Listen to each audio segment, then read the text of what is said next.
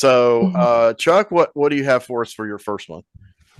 Well, I guess what that falls upon now is which one do you want first? Do you want the Let's arty do a one or do you 180. want the fun one? I want the naturalistic drama one. Okay, well that's what we're going for then. We Okay. got range, people. Losing ground. Okay, losing ground. My wife and I got this. We're huge fans of Ganja and Hess, and so we went and grabbed up a couple of the other Bill Gunn features, and yeah, of course, that's personal problems and Which I leaving. reviewed on this series. Yeah, have not watched that yet. Oh, it's so good. uh, yeah, we have it. I just have not. It takes a cracked couple of it. views to grow on you in some ways. It's extremely low tech, Yeah, but not intentional because they don't. Bill Gunn doesn't know what he's doing. It's just he was yeah, experimenting on video, and that technology has not aged well from that yeah. period. But it is great. But anyway, go ahead. That's good. Yeah, losing ground is actually Bill Gunn is one of the main stars in it. He did not have a hand in the direction at all. It is Kathleen Collins, who was a playwright, was a director, screenwriter, and a playwright, Okay. and it kind of shows because a lot of the dialogue in this is very theater-esque, Yeah. and it's like I can see this. I can see maybe in one level or another this was a play that got adapted or something to that effect. But Well, you can really tell watching these movies that Gunn and all these other folks came out of theater for sure. yeah, and I guess that he and Collins, Collins, yes, Collins, yeah, they had, who died very young. She died at age 40, I guess, but they did have, I think, a very good relationship, and he had tremendous respect for her. And just watching this, they work well together in a repertory sense. But the main gist of the plot, uh,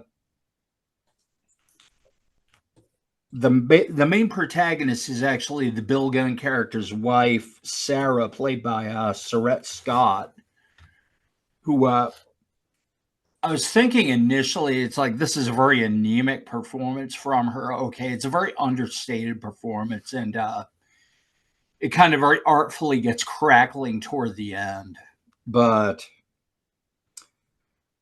he plays just kind of this wild kind of Paul Gauguin type artist, and like he's kind of an abstract artist. As yeah, kind of a big turning point. He kind of decides he wants to go in more of a Paul Gauguin kind of a naturalistic kind of I don't know, I guess more art and motion kind of guy. I don't know, more figurative art.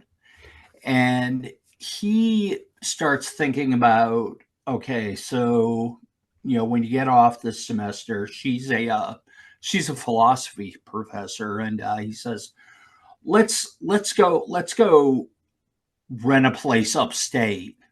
Just thinking about that town upstate where we had that, where there's all those Puerto Rican women living in all those Victorian houses and everything, and he takes a bus ride up there at one point and goes and hangs out, and you see him walking around kind of through the Puerto Rican neighborhood of this village. And yeah, sure enough, they're all hanging out in the windows and porches of these Victorian houses. And he's sitting there drawing sketches of them as he goes, and something seems kind of very sketchy about it. But long story short, she is actually very much the protagonist of this film, and the movie kind of hinges on, I don't know, their conversations all seem very, very much like they're talking about two different things, but he has really no respect for her, what she's doing, anything she's involved with. He has no real respect for just her aims as an academic or anything. She's doing this whole thing where she's wanting to study religious ecstasy, and he's doing this whole thing where he wants to go study these Puerto Rican women. And No. so, yeah, you can tell definite conflict of interest. And when they get out to this place, beautiful villa up in the hills and whatnot, and he's going to get up there and he's going to do all this painting and whatnot, and he's going to go around town and cajole these women and paint them and whatnot. And he said, and there's really no room made for whatever she wants to do. The house is really not set up for anything he wants to do. He's just like, oh, I guess maybe once or twice a week you can drive down to New York and go to their check out their libraries or something. And it's like, gee, thanks. But so she's stuck doing that, whereupon she runs into this odd character named Duke, who's played by Dwayne Jones. And the man. And the movie gets more interesting every time he's on the screen. Of course, man. And he looks, the first time you see him, he almost looks, he's sitting there in the library with a cape and a top hat, and he looks like Baron Samedi. But sure, he seems to be a former theology student, but whatever the case, he's actually like the uncle of a student who is at the school that she teaches at. Uh-huh. And he wants to get her involved in this film project, and she spends about half of it being real wishy-washy on it, and in the end she just feels so put out by Briggy will be back. Go ahead. Yes, she feels so put out by Victor, who was her husband, that she decides, okay, I'm taking this. I'm going to go do this. Mm-hmm. So she goes and does this and finds out that Duke, this Dwayne Jones character, is actually his uncle and is involved in the production. Oh, okay. And so she goes and does this whole movie that the student says this is going to be based on as we film it, it's based on the tragic mulatto myth, and he wants her to play the titular tragic mulatto, but it basically revolves around the Frankie and Johnny ballad. Frankie and Johnny were lovers, kind of old murder ballad.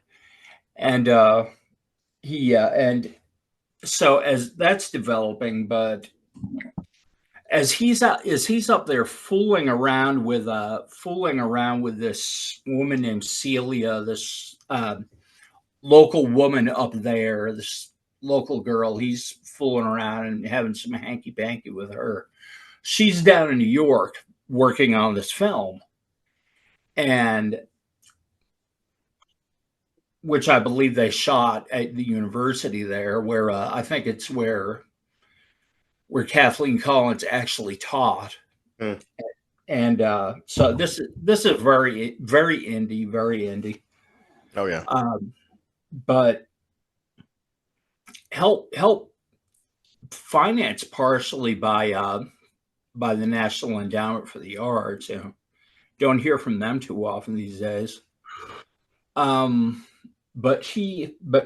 So she really enjoys working with the Dwayne Jones character, and they get along and have a good talking relationship. They just kind of vibe creatively and whatnot.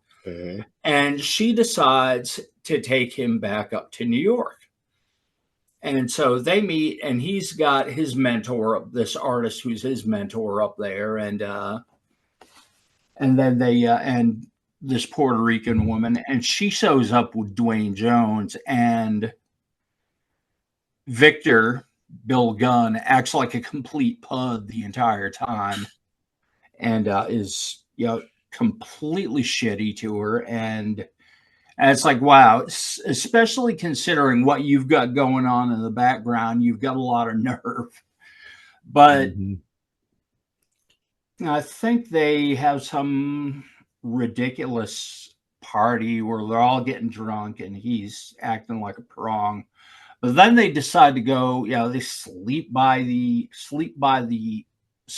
under the stars. And so you've got the five of them all wrapped up in sleeping bags on the edge of the swimming pool, waking up, which does not look like a comfortable situation. And somewhere in the whole skirmish, he gets fresh with this Puerto Rican woman who, I was cool with his advances at one point, but now is not. She's like, get off me, get off me. And Sarah turns on Victor and starts cussing him out. And so the very, well deserved. Yes. And so the very last scene you've got is her finishing shooting this little film at the university, and the two of them, they're just acting out her, the Frankie and Johnny story, and you got this little interpretive sax version of Frankie and Johnny playing in the kind of soundtrack while they're doing this. And as they're doing this, Victor shows up, and Sarah who has been dressed, for the most part, she's dressed very uptight toward the beginning of the film. As it goes on, she kind of loosens up, starts wearing brighter colors, starts wearing looser clothing and whatnot. In the end, I mean, she's got slit skirt, garters, and all that, and she's looking fine. Yeah. But and of course, as per the ballad, she has the gun, and she's taking direction, and and Dwayne Jones is kind of doing the hotsy-totsy dancing with the other woman, and somewhere on this point, Victor shows up and comes out to the area where they're shooting, and then Director Boy says, "Okay, Frankie, this is your moment. Whenever you're ready, start shooting." And just as he shows up, she puts up the gun, aims it at Dwayne, and fires. And it just goes off like an actual gun report. It sounds like an actual gun report, and Victor looks startled. Jones kibbies around, as if he's playing dead, keels over, falls down. And she's just sitting there looking truly affected by this whole thing. She's in it. She is really in it. And is this like a Brandon Lee kind of thing? Does he die? I don't remember. I don't think he dies. Okay. I think what it is she's really feeling in something for the first time, like ever. Okay, yeah. And she's coming to self-realization for the first time ever. And it's like Victor just shows up on set and basically sees what may as well be his own assassination. Funky Lollipop has returned. Hey! Hi. I missed you. I'm sorry. Yeah. I made the fatal mistake of putting my old iPhone next to my new one, and then it started to sync. And then Ooh. just, yeah. It's okay. So, Technology. okay. Sorry to just jump off. I like don't that. cross the streams. Chuck is continuing the losing ground saga. Sorry. Please continue. That's all right. But she's self-actualized for the first time ever, and he's sitting there looking at her, and I think he realizes, whoa, Do you mean Victor realizes? yeah, Yeah, I think he realized he sees her exactly as she is and what she's got, and it's effectively like, I don't need you anymore. But that's the end of the film, and sorry, spoilers. I'm kind of good We're a that way. spoiler. I've started putting warnings at the videos after the opening credits. Spoilers galore. Just More or a less, couple yeah. of frames after the theme as it's going on after the title. So you'll notice in the last few videos and going forward, I put in like spoilers galore because I've had so many people ask me about it, and I'm like, no, we don't care. I mean, we're just having like a discussion, and if we, whatever. So we're not necessarily operating on the idea that everyone watching has seen these movies, but we are operating under the notion that we can have a collective discussion. Now, our symposiums we do, the requirement is everyone present has seen the same thing and can go into depth. And in this case, we're not only educating the audience but each other. I have seen and I loved Losing Ground, but I've only seen it once. I was on TCM in a double feature, TCM Underground with Daughters of the Dust, which I wanted to try to get around to covering on here, me or somebody, but we'll see. But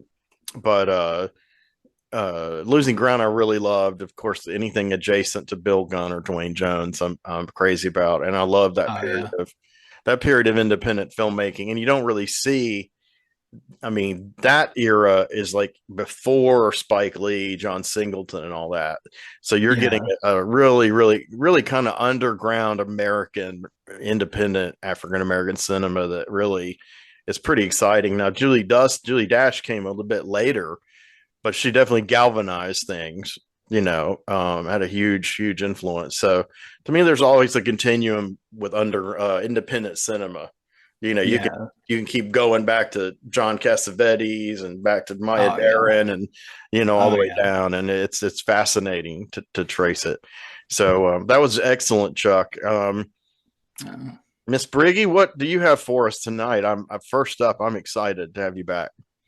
Likewise, it's good to be back. It's it's great. I have energy tonight, so I'm Me feeling too. pretty good. So if I'm a little bit more of a smart ass than usual, it's because I've got energy to be a smart ass. It's all good. No, I'm being funny. So smart assery is good. Yeah, I am. So the first movie I want to talk about is American Fiction. Okay. So that's a more current movie. Yeah. That came out, I think it was like last year. And I was really I didn't know what to expect. I love this movie because, first of all, I love going into a movie that I know nothing about and being absolutely blown away. I still know nothing about it except Jeffrey Wright is in it. Ooh, sorry. Yeah. Well, that's okay. I mean, I would have gotten around to that. But no, I would say watch it. But now it's going to be a spoiler for you. But there's okay. We would be here a while if I really talked about all of the plots and subplots and the subtle comedy, the microaggressions that are actually kind of funny. Especially, I mean, can the microaggression be funny? I guess it can be. I mean, you could write that. Maybe not to the person suffering it, but maybe. Right. But I'm just saying, again, as we say these days, as a person of as a Black woman, we're the ultimate microaggressions, have been going on with us for quite a while. But the way the film relays that message to the audience, it's so stellar. Okay, so let me just get into it a little bit more. So it was an adaptation from a book called Erasure. And so Cord Jefferson, I'm sorry, was the playwright. He was also the director, and I believe he was the producer. So he was also attached to some pretty well-known projects like Succession and Watchmen. So he's a really prolific writer, storyteller, and he knows how to get the best. I see. This was like his directorial debut. So I thought that was also pretty outstanding. And so he's got these high accolade, from people that are just clamoring for him to do more work, sort of like a Get Out or what So is some of he the was other been more of a movies? writer producer, and now he's directing. Yeah, this is his first right time directing. Okay. So right. So Jeffrey Wright plays the main character in this, and he's Monk Thelonious Ellison. Tracy Ellis Ross is also in it and plays his sister. And he's a writer, and he is in academia. And and as a person that's writing in academia, he wants to be recognized by his peers, but most of them are white people. So as the story opens, he's got some words on a chalkboard, and one of the words is the N word. And just to give you set the stage of where we are, one of his students who's white says, you know, like that word is like very offensive to me. I don't you know what I mean. Like, do we really need to see that word? And he's like, no. This is within the context of what I'm teaching. So it's okay that we talk about this word, but we're talking about a generation of people who don't understand the subtle nuances of how words fit into different a different context. How are you using the word? Is it just gratuitous, or is it have a larger meaning? Well, they were offended by this, and so he's also kind of a down and out figure in the movie regarding where he wants to be in his career. And he does have a publicist, and the publicist is saying, "Hey, listen, people like what you're writing, but it's not really getting across the way we want it to get across. You should go back and do some more rewrites and those sorts of things." He has an extended family that he hasn't been in touch with for quite a while, and he decides to go back home, and he does that, and he runs into his sister, who is, you know, Tracy Allen Ross, sorry, Ellis Ross, excuse me. And she's a doctor. She's taking care of their elderly mother, who he has no real connection with. He sort of sees her, but not really. But it turns out that she is suffering from Alzheimer's. So all of the weight of the family is falling on her shoulders. But something happens to her, which I won't say. Um, just try not to do too many spoilers, but something happens to her, I won't say, but then he winds up having to sort of take that role on as the caregiver. And he has a brother who also needs help, but I won't get into that either. I won't spoil that too. But the meat of it really comes down to some of his colleagues going, "Hey, did you read this new book that's out?" And that's played by Issa Rae. She's also a writer, well respected in the field of literature. And he goes to see her because everybody's raving about her. And as he goes to see her at this symposium, and she's reading some excerpts from her book. And the name of the book that she has written is oh goodness, is We's Living in the Ghetto. So you kind of get a Okay. yeah, it's like We's in the ghetto or something like this, or We's living in the ghetto.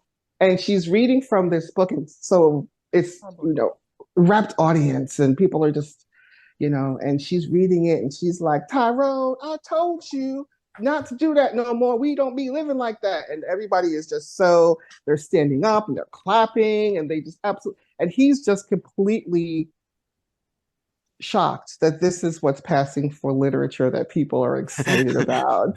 You know what I mean? And here he is like writing this serious, literature, and he cannot even break Cat through the way he cameo. wants to. Oh Sorry. God. Hello, Kitty. What's your kitty name?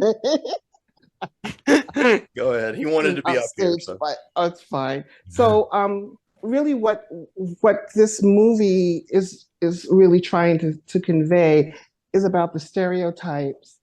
And I love the fact that it's not just the Black people or that are being stereotyped, it's also the white people who are being stereotyped, because there is an expectation that white people have. Understand, the movie starts with someone in academia. So it's not like this person's experience is of living, or from what we see of their home life, living in these environments where they're downtrodden, or maybe they've had some struggles, but where the movie starts and what the expectation is of Black writers through the lens of white people, They want this, they want this sort of trauma porn, you've had a hard life, Oh, and right, and okay. the movie kind of centers around him going, I can't believe this is what people want. So in his outrage, again, I'm sort of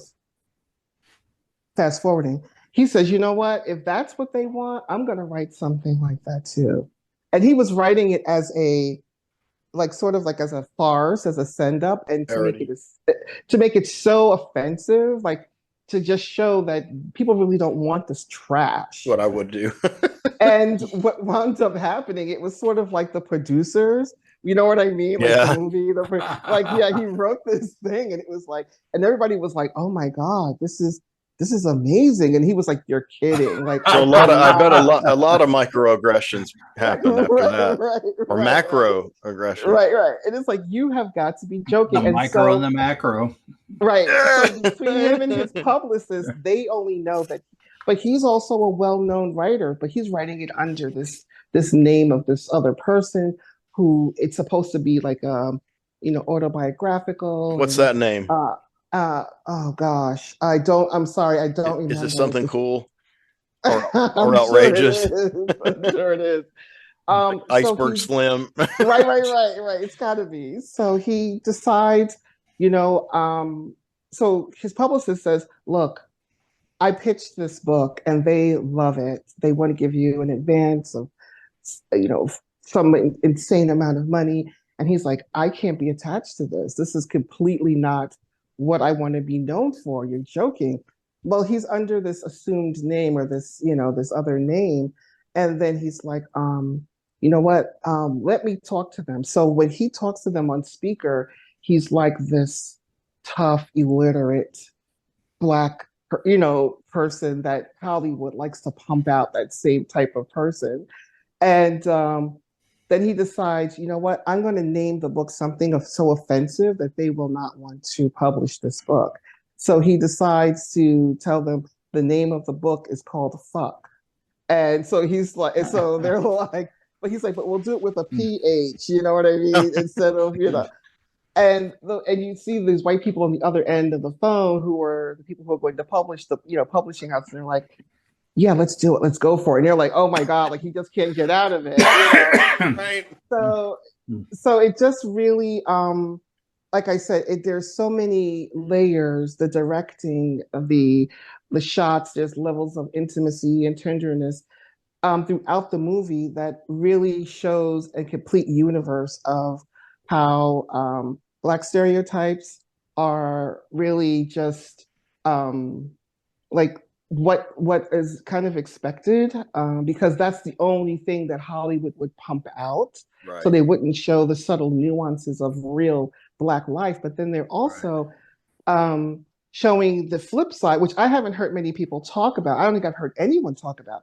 It's also the stereotype of what white people perceive Black people as. Oh, and yeah, unless sure. they're in a seat of suffering, we don't want to hear about it, or we can't relate to it, or it's too close to our experience because we're real people that, you know what I mean, that go and have our lattes and, hang out by the beach and stuff like that. White liberals, well, and some conservatives, but white people who are middle class and up, they tend to want to take on the suffering of the other without having to actually endure it themselves.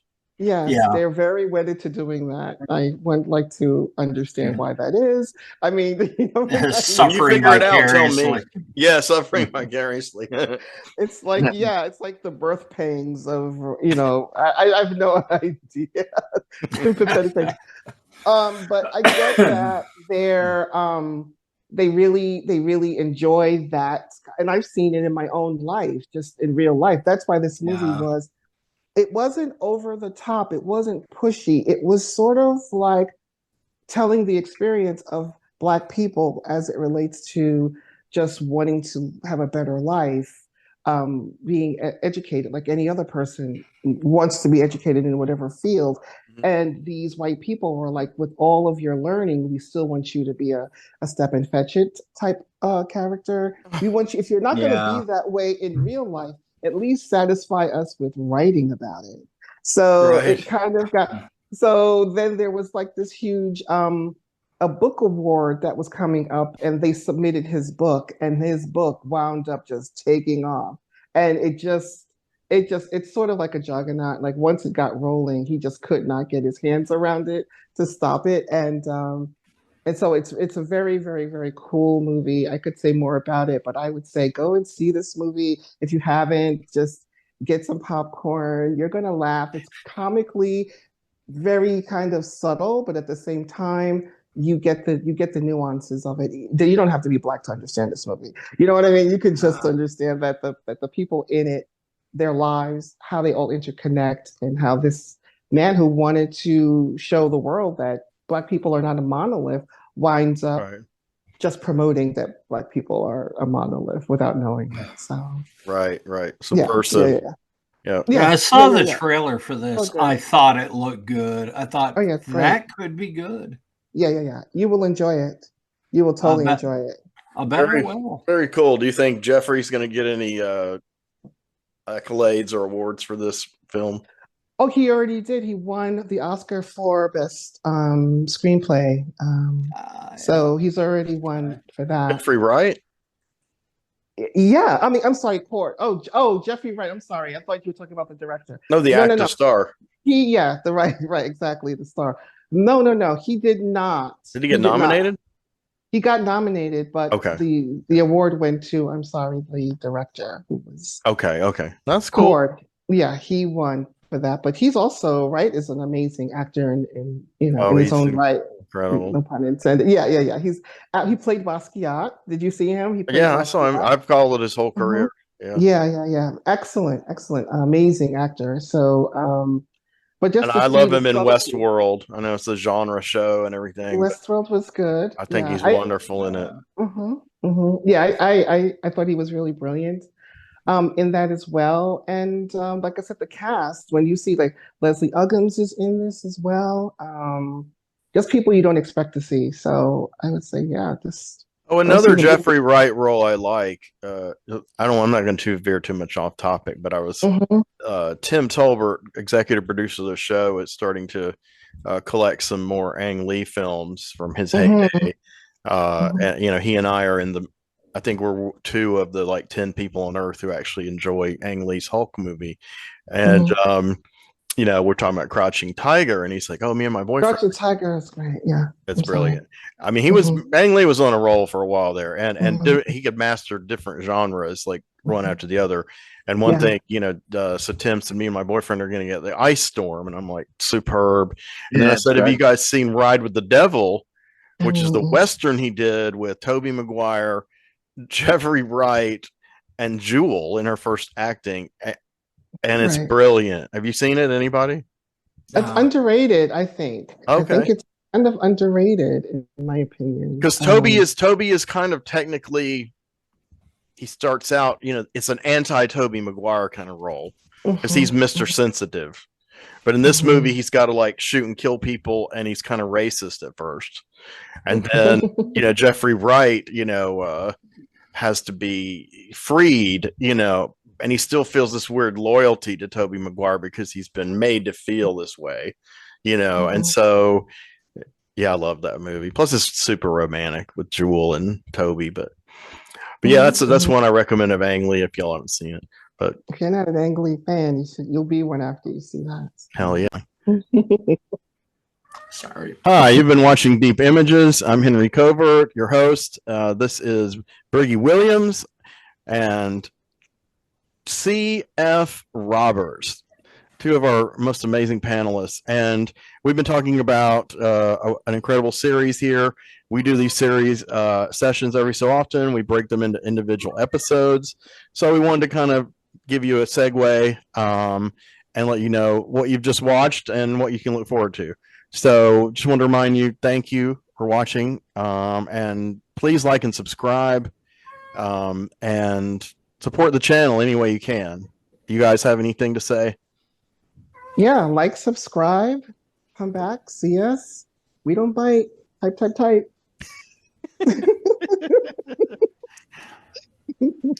Do you like that? We like that. Let me tell you something. Leave some comments. Hell Leave yeah. something in the chat. If you like us, talk to us. If you don't like us, talk to us. We want to hear from you. All right. Y'all have a good evening. Thanks for watching.